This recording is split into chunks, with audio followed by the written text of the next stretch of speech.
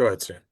Welcome into a special edition of Press Box Live. I'm Stan the Fan Charles, and along with me is Ross Grimsley, who's usually with me on every Monday. And our special guest this week, Luke, are you going to stay on? I am not. You are not. Okay. Well, Luke Jackson, we thank you for coming on with us. I didn't know if he was staying or going. All right.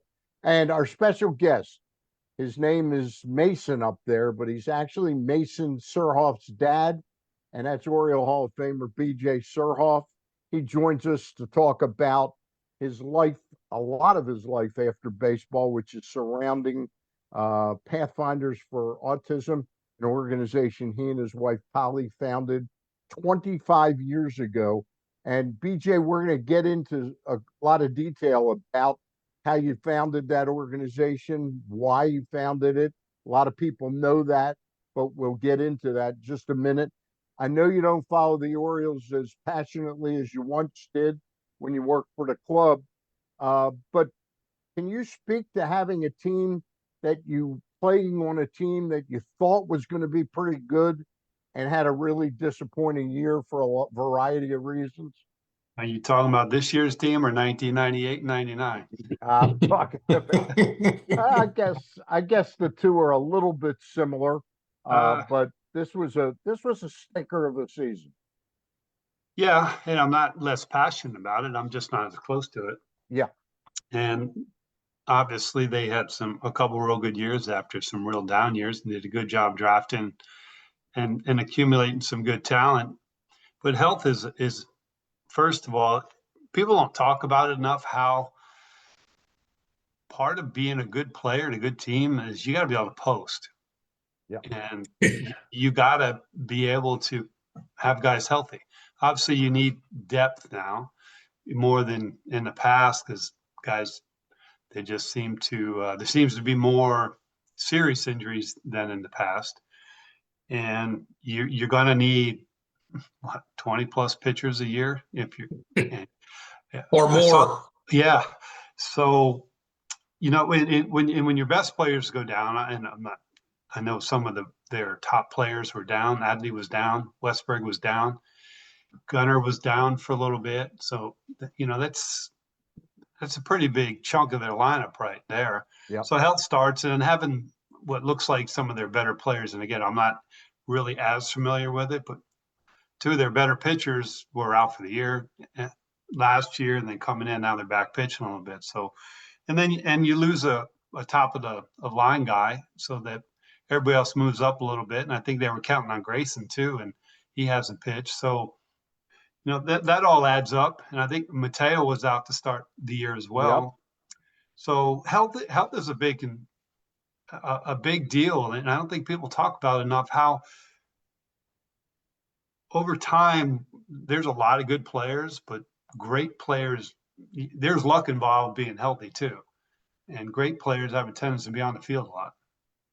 Ross, you got a quick question? Yeah, I know. You talk about injuries, BJ. You look at the pitching; that is just unbelievable.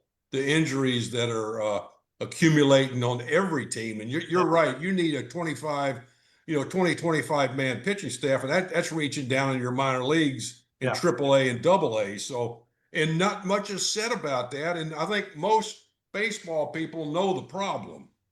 You got a guy trying to throw harder than he's capable of throwing and snapping off breaking balls, the greatest breaking ball I've thrown every pitch. So I think we know the problems, but I don't think they're addressed. Not anybody talks about them. Yeah, I think a lot of us that played in the past we have ideas about why some guys might be getting hurt. And I'm a believer in a lot of it's in between starts. The guys I play with, and you think about the bullpens used to throw on the side. A lot of times they were a glorified catch, right? Especially as this season went on. And in fact, I was talking to Messina about it the other day, and Moose never missed a start due to an arm injury. Right. And he would throw 5 or 10 minutes and really just work on throwing to spots, and you weren't really worried about spinning it. You might work on your change every now and then if you need to. There's kind of like two bullpens. There's stuff and they're kind of just throwing a little bit. And I watched the guys in Atlanta too, what they did. And those guys, aside from Smoltzy, those other guys all made their starts. Yep. And you learn to back off as the season goes off, because the most important thing, like Moose said to me, was I was trying to make sure I could make my start. I need to Right. build a pitch. I don't care how I threw in the bullpen. It's like caring how good your BP is. Yeah. So again, there's good things that have come out of. I think some guys have. It's helped some guys. That maybe they picked up and then wow, I learned how to. This slider is really good now, or I've learned how to throw a really good sinker. But I would, with all the injuries in the league, I think everybody should at least go back and look at what they're doing, their practices, and that's just my opinion, because we all know if you do everything 100% all the time, you're not going to last. You're going to break down. Yeah. And the most important thing, and that's kind of where I was alluding to earlier about the health issue thing, is being ready to play, not take BP or throw a bullpen. Can you post that night? Yeah. BJ, before we turn our attention to the 25th anniversary of Pathfinders for Autism, I do have to ask you, you came over to the Orioles as a free agent, and you got to play with Cal Ripken. And it's funny, we're talking about health. You were able to celebrate with him the 30th anniversary of that night. When you think back on that, how amazing is it that Cal Ripken was able to post over 20? Especially if you saw everything he did, it's not like he lived in a vacuum. Right. I mean, he lived his life. He worked out. He did whatever. He took his extra BP. He took his ground balls. Might have had some annex here and there. He might have had a late night or two, but the goal was always to show up and play. And I was fortunate to play with two guys in Milwaukee that were like that too, and Molitor and Yount. Yeah. And to see what they weren't always, there was nobody 100%, but to see what they played through and what their goal is to play the game and to figure out a way to win. And Cal's mindset was no different. Those guys' mindset was all the same. You could throw George Brett in that. Sure. There's a lot of guys you could throw into that. Yeah. So I was fortunate to see it, and I lockered next to Cal for close to 5 years. So we chatted about stuff a lot. I saw what he did, and you see, it helps you raise your expectations too. I played the most games I ever played in a row when I came here, and I was 34, 5, 6. So, you learn how to take care of yourself. And again, injuries can happen in the accidental way. It can happen. But knowing what you're trying to get to, make sure you're ready to play the game. BJ, Rip played hoops during the winter. Yep. Monday, played Wednesday, Friday. hard hoops. And then he played floor hockey on Tuesdays and Thursdays. Yeah, well, we might have played Thursday night too, Grims. Yeah. He never stopped. He was a competing fool. He loved that. Yeah. He loved that. I think sometimes you got to be, you learn when to back off, but I've talked about this with a couple of my friends. The more we try and protect people, sometimes we never reach what we can do. We put artificial limits on them, and everybody's different. Some guys 60 pitches is another guy's 120. Yeah. So I don't know. In terms of, I just think everybody should be evaluating their best practices and what it is, and because the pitching thing's that's an epidemic. Yes, absolutely. It really is. Well, the greatest defense now is the swing and miss. No one has to touch the ball except the catcher and a pitcher. Yeah. Well, BJ, we can discuss that all day. Ground one pitch for 2 outs, pretty nice too. Yeah, absolutely. BJ, we wanted to have you on. We wanted to have you on to talk a good bit about celebrating the 25th anniversary of Pathfinders for Autism. For those that don't know about your involvement and how it came to be, Mason's name is on there. Talk a little bit about your son and how this all came about and how it's changed yours and your wife's life. Well, it was May of 1994, and I wish I remember the exact date, but give or take May 15th. And Mason had developed just like his older brother, even quickly, but then there was a period of time where he just all of a sudden something changed. And my wife really noticed it because, I was traveling so much. We thought he had a hearing problem, and we took him to a neurologist, and our pediatrician recommended she had pretty good feel. And he looked at me. I took him to the appointment, and he said, "Your son's autistic," and basically walked out of the room. It was, and again, it's hard to 94. It's hard to imagine this day and age. There's no internet. Information is hard to come by. So we were in the backyard in our house when I got home, and we were standing there. And my wife, she was begging me, "Well, what do you say? What do you say?" And I said, I couldn't get the words out. And I said, Did you know what it was?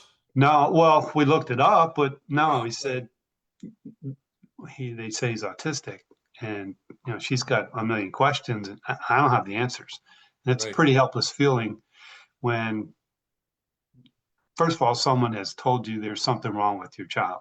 Yeah. And so she went and was doing finding all she could. She went to conferences, seminars, whatever. And we started some home therapy there.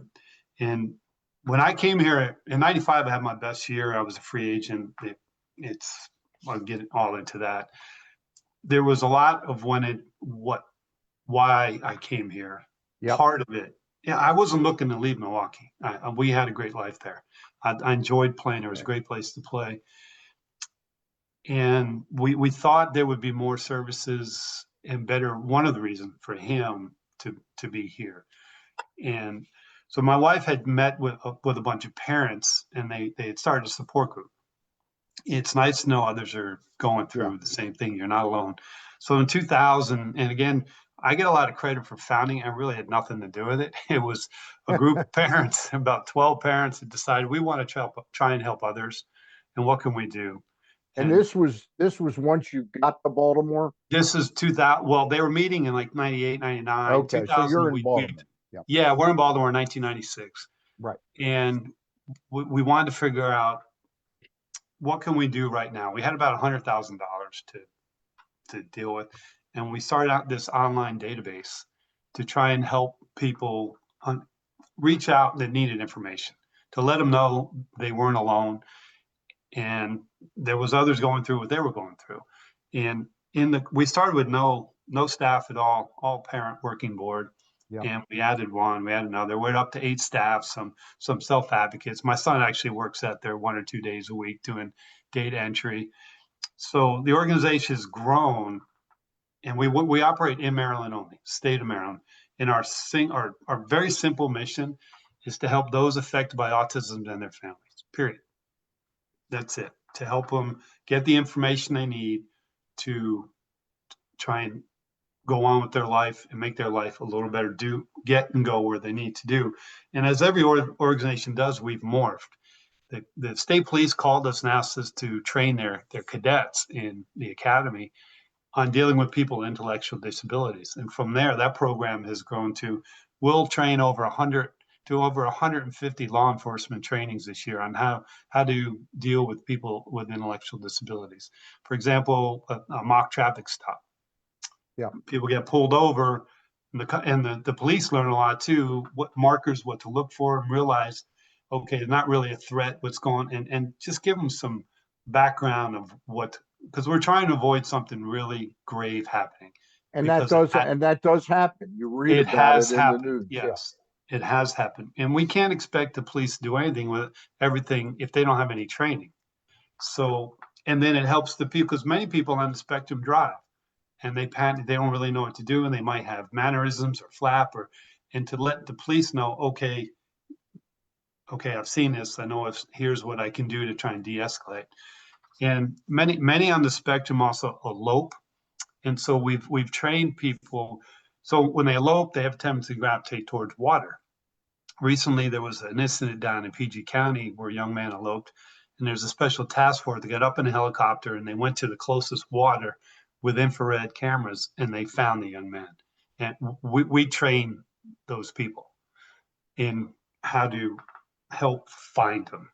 So all of that, the training aspect is all about dealing with first responders, medical personnel, ER, nurses, doctors, anybody might come in contact with somebody, and just give them a little better understanding what they're dealing with people with intellectual disabilities. I'll let Ross ask a couple questions in a minute, but Yeah. let me ask you, after a couple years and you got to know more about autism, the kind of expectancy of not length of time, but quality of life, did All over the Mason, map, all over did- the map. but has Mason exceeded what you could have hoped for when you first got the word? Well, about- at 3 years old, he said his first words, and we were hoping he would speak. He was nonverbal.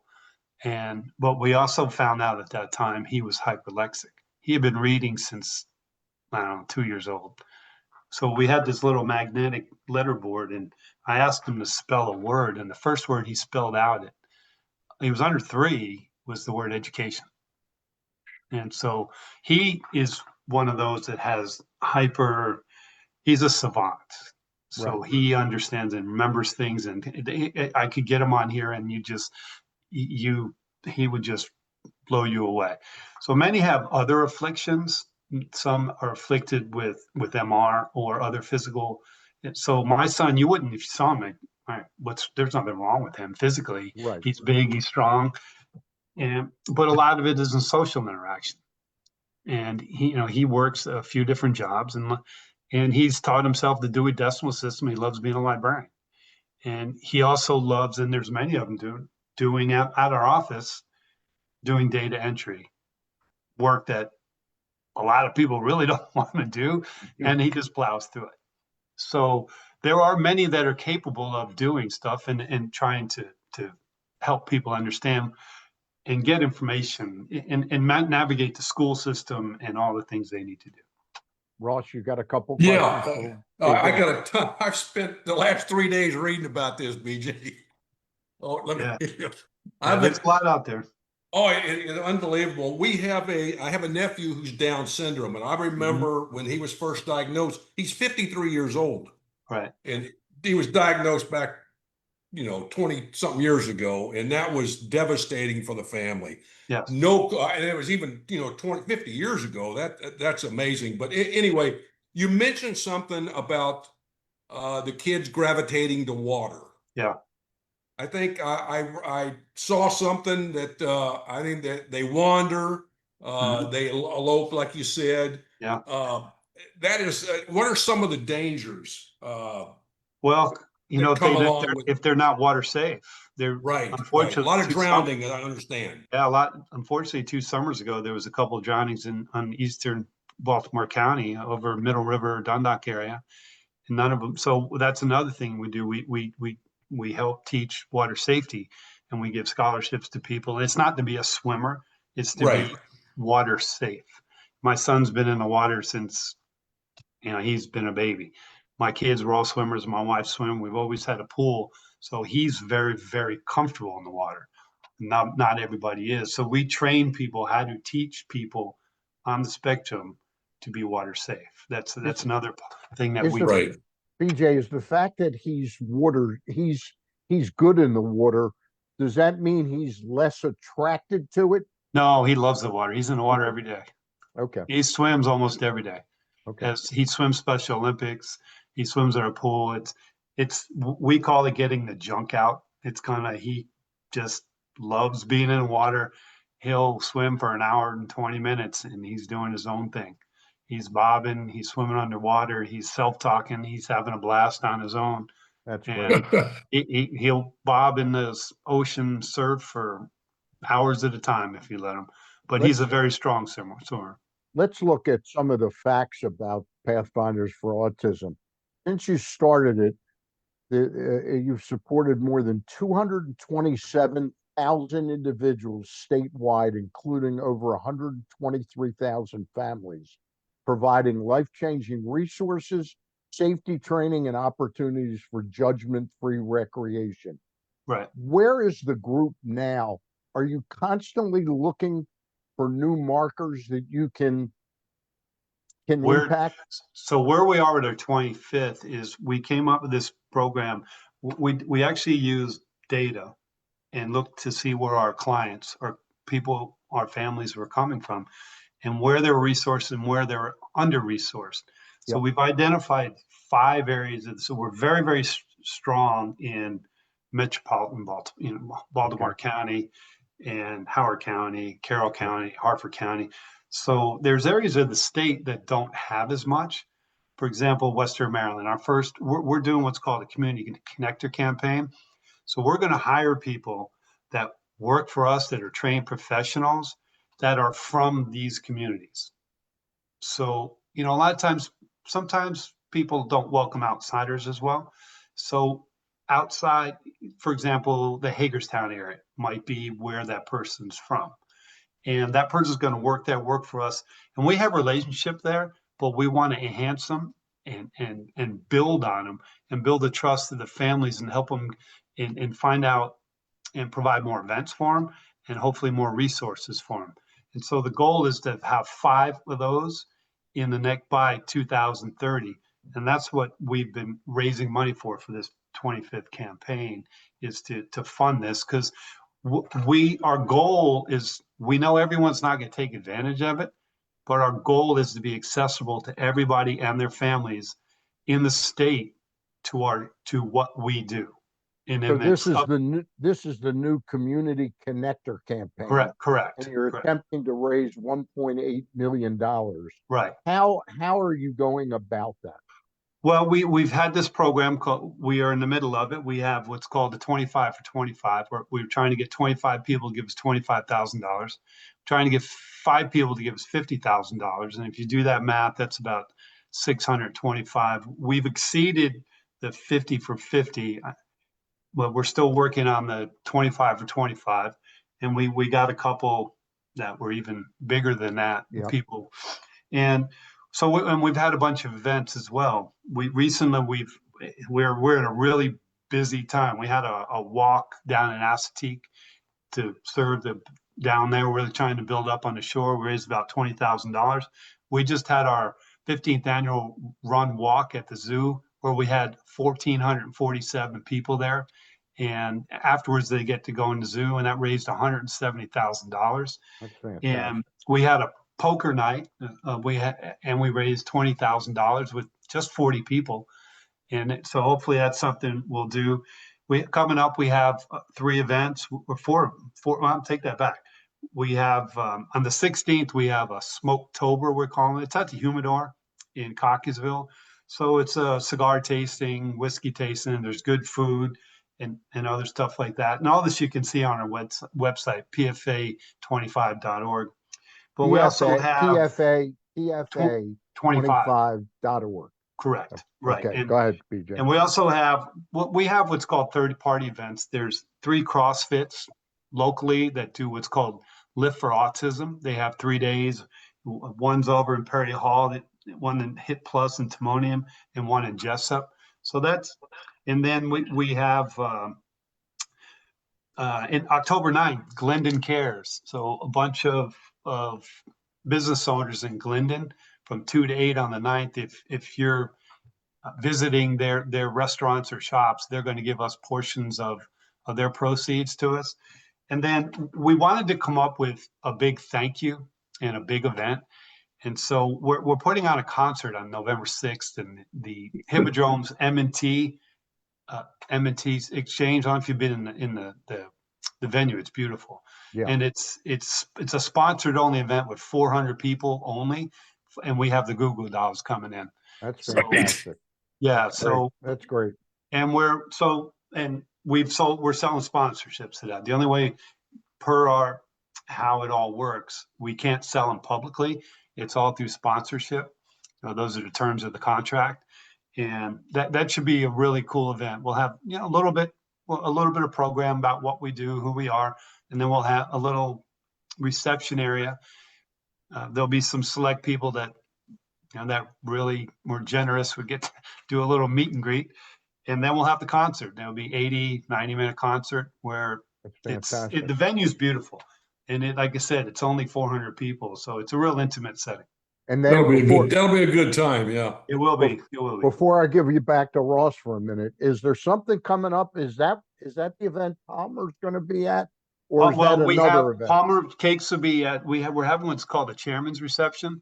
So Right. it's kind of a big thank you to all the people that have donated to it, supported us, and it's just really kind of a cocktail party with a few words from Cakes and a couple of my two corporate chairman that have been really helping, and I'll say a couple words, but it's really a thank you and it's at the Hyatt on October 23rd.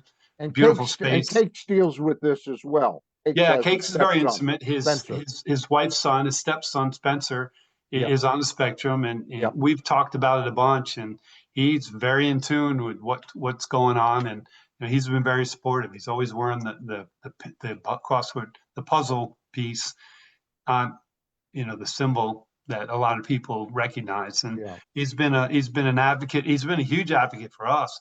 A couple of years ago, when they recognized him 60 years with the organization, they gave $60,000 to a charity of his choice, and he designated it to us. And then another time he called me and said he had a card or an appearance, and the guy told him he'd pay him or give him charity money, and Cakes said, "Do you want the money?" And he gave us. He's raised over $70,000 for us. Cakes is a special guy. Yeah. He really is. And then we had the 50-50 of the Orioles recently. They gave us $12,000 from. So fantastic. And again, part of what we do is we're always trying to get more people involved, more aware, and a lot of first dates. We have a really, really solid group of supporters, very, very loyal. But in the nonprofit world, you're the more you can raise, the more programming you can do. And so if you don't mind, the family fun events is a great thing we do. Yeah. And so everything we do for families is free. That's the big thing. I'll give you the big example. We rent out the aquarium every year, and it's usually on a Saturday night, like 6:00, and it's ours. Yeah. And they adjust it from sensory. That's a whole discussion. And people go there and they get to go out for free to the aquarium, and we'll have probably 3,000 people sign up. That's fantastic. We only have X amount of spots, so and it's a lottery. So we try and do that a couple times. We do at Ladue Gardens. We've done at Rip Stadium in Aberdeen. So we've done that around the state. We've done it at the Science Center, and people really, really enjoy it. And that was part of the Run Wild that we did on Sunday. Is the families all got to visit the zoo afterwards. Ross, you got a couple more for yeah, no, I just seeing and listening, it sounds like over the years, autism hasn't got, I think, the media coverage that a lot of other golf tournaments for cancer, heart and what have you. And autism, and some of my friends that have autistic children, autistic grandchildren, said autism is not funded like some of the other charities. I don't think that the dollars in research are as hefty as others. I've seen some stats on it, but there is a good amount of research going on. I know two places where they're doing it. I can't, that's way above my pay grade and my IQ. But since 2000, the prevalence has increased 706%. It's now 1 in 38 in Maryland children, and 1 in, I believe, 31 around the country. And in Maryland alone, there's 16,000 students in public schools receiving services, and there's 1 in 45 Maryland adults. So a lot of times people don't we're better at diagnosing now early. Right. There's a lot of times people don't get the diagnosis, and that hurts them too, because with DDA or the state, you're getting services for their child. BJ, is that the reason that the autism has risen over the years? I wish I was smart enough to tell you they've been researching it. And Grim, you might get this. I sat down to read a research paper one night. The writing was really, really small, and I fell asleep. They were using words I never heard of, Yeah. and I fell asleep. And quite frankly, that is millions and billions of dollars and years and years and years. And we made a conscious effort to try and help families get through the day. How can we help Right. them?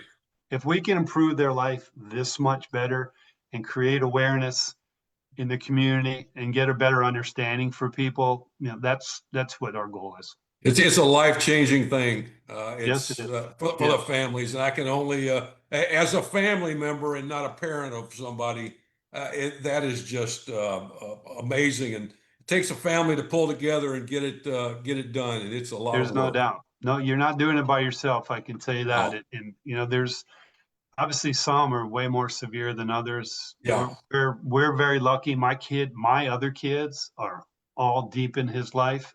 Yep. He's had other people we've found that have stayed in his life and that have helped. So there is the village. We have a village, Right. and my kids have been fabulous in their brother's life, and as have others. Do you think there'll ever be a cure? I hope so, but I don't know if I don't know if that's the right term. I think they're trying to identify the cause. That's the biggest Right, thing. and that's unreal too. That And so, reading that. yeah, it's really difficult. I am an absolute Neanderthal when it comes to research and what it is, because I'm so focused on helping people doing what we do to help. I sat with two researchers in Chapel Hill a couple of years ago, and I nodded my head a lot as they were speaking, and I seriously had no idea what they were talking about. It was fantastic because these guys were brilliant, and that is where they wanted to be in that research facility. Yeah. But I seriously had not a clue what they were talking about. BJ, I've got just a couple more things to ask you before we wrap up, but I do want to say for folks that are interested in this, for more information or to make a leadership gift, visit pfa25.org and learn how you can be part of this movement change. Yeah, BJ, we're very accessible and we're easy to find. I wanted to ask you, I'm so impressed with the scope of what you've tried to do by keeping it in Maryland, which is it's doable, in one state. Has anybody come to you and Polly and said, "Hey, we're in Minnesota. Yes. We heard about you. Yes. How do we do this?" We made a conscious effort. We've actually had discussion because there was one of our board members, and it was a great idea about franchising, for lack of a better term. Yeah, that's a word. Yeah. And I thought it was more important to really get great at what we do here. Yep.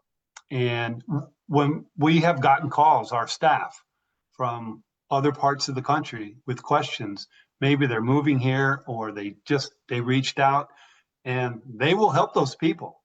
They will help them. But we made an absolute decision we wanted to be the group. Yep. Again, we collaborate with other groups. Sure. We wanted to be Maryland-based, Maryland-centric, and that is our goal. We have a couple of years ago, we had the state of West Virginia called, and that was a fee for service, asked us to come train their state police, and that was 4 weeks. Yeah. But the only way we could do that is if they made it worth our financial while, because we were taken away. So that is an absolute conscious effort to be here in Maryland, because we have so much more we need to do on the shore, in Southern Maryland, in the capital region, out in Western Maryland, in the city. That we have much more. We're always looking for partners and trying to help.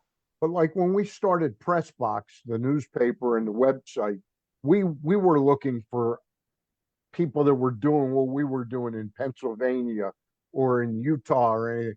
Is anybody trying to do what you do in other states? I believe there's like other organizations. Okay. I really don't focus on it. our Okay. staff would know that. Okay. So I'm the president, chairman of the board, and I'm really focused on our organization and Yep. trying to give our staff the tools they need to do their jobs, and whatever that may be. So I don't really, I read about stuff and I've heard about stuff, but they have a much, much better idea. Better Our grasp staff it. is very, very good at what they do, and they have a much better idea of what's going on. Last thing I have for you, and it's a very personal question. This started with sort of the tragic news, or what you must have thought was tragic news. How did this change yours and Polly's life? Your son's diagnosis and what you've done. That's a tough one. You're looking for tears, aren't you? It was a helpless feeling, Stan. Really, I still think about looking Paul in the eye. I didn't have the answer. Your wife wants to know what's wrong with her child, and what does that mean? I get goosebumps when I think about it. I didn't have answers for it. I had no idea what it meant for him, us, his siblings, his life, where that's going to be. He is eons past where we could have expected him to be. And that is in no short part doing the people that we found that helped, and they didn't ever put limits on him. The two women that we had found here that worked with the most, he was homeschooled for a bunch, running an online curriculum. Yeah. But a lot of his was social outings as well.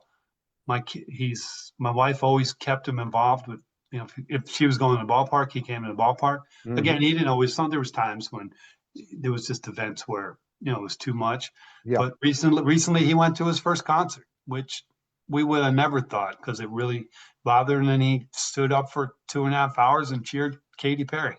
That's unusual, isn't it? With the noise, the lights, and that's surprising. You'll see many people wear headphones. Right. And there's times if there's a siren going by, he will hold his ears. So and it affects people in different ways. So right, everybody's different. It seems like and that's why I was concerned about this sensory. They use sensory friendly these days. Yeah. But what's sensory friendly to some isn't necessarily sensory friendly to BJ, the kids can improve. Yes. Can't they? They're not going to get cured, but they can improve. Early detection, early intervention, and that's one reason it's so important. What we do is training both pediatricians, but med students as well, exposing them to, okay, I had that in, med school, my third year, and and we have a great relationship with University of Maryland Medical System. Well, there's a synergy there. They're in the state of Maryland. And I think they told me 70% of their physicians stay in state. So, and that's what we do. We operate here. And it's really big if we're trying to explain to people and they're supporting us that you're helping your neighbor or your friend. This is not an organization where your money goes to national and you get a piece back. Every nickel, and people have heard me say this ad nauseum. I am adamant that we are, I guess the word's frugal with a nickel, that your money is really important to us and it will not be wasted, and it's going where we tell you it's going to be. That's paramount with me, that I can look a donor in the eye and tell them their money's being used well. That's the Surhoff integrity. Give our best to Polly. I will. And this effort, the new Community Connector campaign, and all the events surrounding the 25th anniversary Pathfinders for Autism. They're trying to raise 1.8 million. Sounds like they're on their way, and they're going to succeed, because I know B.J. Surhoff won't stop short. Well, on this mission. I will tell you what we told them, Stan. It was a big goal, and sometimes people get scared of goals, and if you don't make it. And all we said was, this is our goal. If we don't reach it, that's fine, as long as we try and give it our best shot. And whatever we raise will be that much more than we already had. So with that being said, doesn't mean I'm giving up. I will play it to the last strike. There I you know go. you. I know there's I will 27 play it to the outs. 27th out, no matter Yeah. what the score. But you know, if I'm, no matter what my score in golf is, I'll grind it out to the 18th. It may not be pretty, but you know, we're gonna hopefully, you know, we've had some great support. Hopefully, in the next little while, with some more comes in, and we're able to and get to that goal. If we don't, we're going to keep plugging along, and it's not going to keep us from Doing giving anything, people yeah. what we're trying to give them and the help and we're trying with what we've been doing for 25 years. We're fans of yours, BJ. It's Yep. an amazing organization that you've built here over 25 years. You're a very important member of this community, and Thank you've you. helped so many people. Thank you. And I've said this one last thing is and I mean this wholeheartedly. A lot of Yeah. people recognize the organization because I played, and that's Yeah. great. But I'm just a cog in it.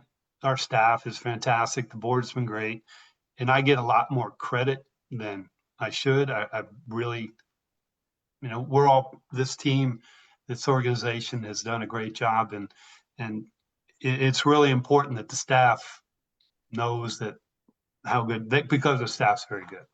All right. And the people that come across them, I think they really understand that. And I don't do this for credit. I don't want credit. I know you're not. I know you don't. I do it because it's personal. And when you see what you can, because you know what they're going through, when you can help somebody and you get that call and they tell you, I'm not the only one. Yeah. You know, Yeah. so, What do I do next? yeah, well, it's exactly. And Yeah. I got a what do I bigger do question. next? I'll leave you with this question. What do I do when I'm gone? Yeah. No. That's really. a big one. That's a big one. Yeah. And I know your children are well into that. Yeah. Yeah, we'll BJ. leave that hanging out there because that's the biggest question we have going forward. All right. But Best of thanks, polish. BJ. Thank you All so right, much. BJ. Thanks, Graham. Thank you. Thanks, Stan. And again, it's visit the website pfa25.org to learn how you can be a part of this movement for change. Pathfinders. Bye for now. All And right, thanks, guys. our thanks also to our friends at the Costas Inn. We're only giving them a brief mention today, but we couldn't put this show on without them. Bye for now. For Ross Grimsley, B.J. Surhoff, Luke and I and Ross will be back next Monday. Bye. Go Ravens. Tonight. Yeah, let me know how it goes.